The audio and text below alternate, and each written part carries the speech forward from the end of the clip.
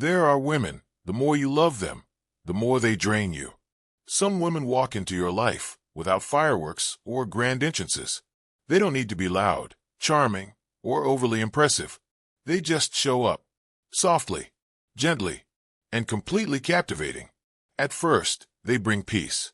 A sense that maybe, just maybe, you found someone you can lean on.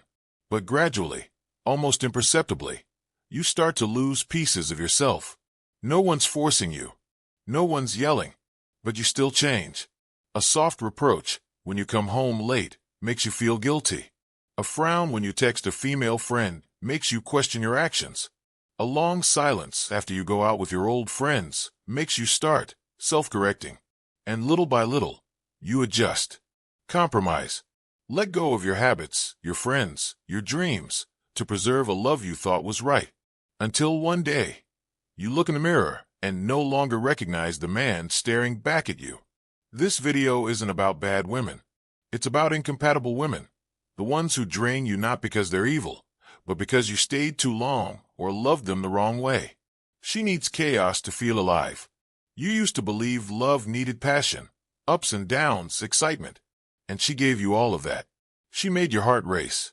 Your hands tremble. Your mind spin with every message, every glance, every little silence. In the beginning, she was a flame, intense, alluring, impossible to ignore. But when everything calmed down, she got bored. She created conflict out of thin air, dug into your past, overreacted, accused, pushed you away, just to see if you would chase. You started living on edge, like walking on ice, constantly afraid of stepping wrong and falling into another round of silent war. You thought it was passion, but you were living in anxiety. She doesn't need you. She needs an audience. You gave her your full attention, your affection, your presence. But somehow it was never enough, not because you lacked anything, but because she always craved more from everyone else.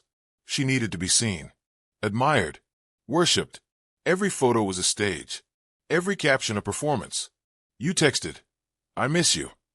She was too busy replying to heart emojis from strangers.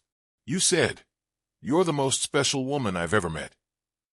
She smiled distractedly while adjusting her selfie. You weren't dating a woman. You were dating a persona. Nothing is ever her fault. She had an excuse for everything. Why did you argue? You didn't understand her. Why did she lie? Because you were cold. Why is she unemployed? Her boss was unfair. Why is she broke? Society is unjust.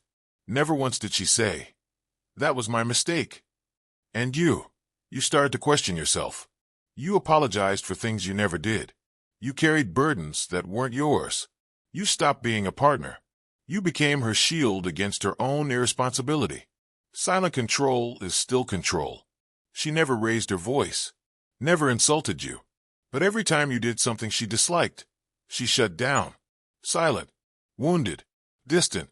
Her quiet made you feel guilty. So you changed. You stopped going out. Stopped being honest. Stopped showing up for yourself. You lived just to avoid upsetting her, even when you hadn't done anything wrong. That's a dangerous kind of control, the kind that makes you willingly give up your freedom just to keep the peace. No plan, no future. You ask, "Where do you see yourself in 5 years?" She laughs. "I don't plan that far. I just live." Sounds spontaneous, but living without direction eventually means getting lost. She spent without thinking, never saved, changed jobs constantly, complained endlessly. Life is just too hard. You thought you loved someone free-spirited, but really, you were carrying someone who refused to be responsible. She's not looking for a partner. She's looking for a challenge. You say, "I'll take care of this, don't worry." She replies, "So you think I can't do it myself?" You suggest, "Let's plan our finances." She says, "Are you trying to control me?" Every move you make gets twisted. She doesn't want a companion. She wants someone to prove she's stronger than. But love isn't a battleground. It's a space where two strong people stand side by side, not against each other. Direct hit conclusion, love, but never lose yourself. You can love with all your heart, but never so much that you forget who you are. You can sacrifice, but never to the point where you destroy yourself. You can be patient, but not so patient that you lose your self-respect. If a relationship makes you feel smaller every day, if you have to ask for permission just to be yourself, it's not love. Real love doesn't exhaust you. It anchors you. And you deserve someone who lets you breathe freely when you show your true self. If you've been in a relationship like this, leave a comment. You're not alone. And you deserve to be loved the right way.